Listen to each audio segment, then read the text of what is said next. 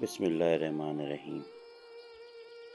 ہم روز بہت سی باتیں سنتے ہیں، لیکن کچھ باتیں ایسی ہوتی ہیں جو اگر دل میں اتر جائیں تو سوچ بدل دیتی ہیں، اور سوچ بدلے تو زندگی بدل جاتی ہے۔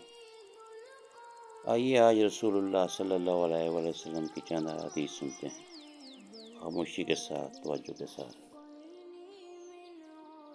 رسول اللہ صلی اللہ علیہ وآلہ وسلم نے فرمایا، اعمال کا دار و مدار نیتوں پر ہے، اور ہر شخص کو وہی ملے گا جس کی اس نے نیت کی ہے۔ نبی کریم صلی اللہ علیہ وآلہ وسلم نے فرمایا، یہ دین آسان ہے، اور جو شخص دین میں سختی کرے گا وہ مغلوب ہو جائے گا۔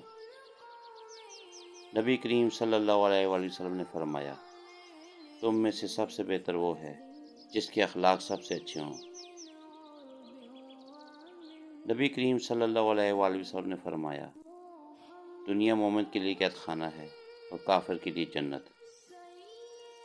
نبی کریم صلی اللہ علیہ وآلہ وسلم نے فرمایا، اگر تم اللہ پر ایسا بھروسہ کرو جیسا بھروسہ کرنے کا حق ہے، تو اللہ تمہیں ایسا رزق دے گا جیسے وہ پرندوں کو دیتا ہے۔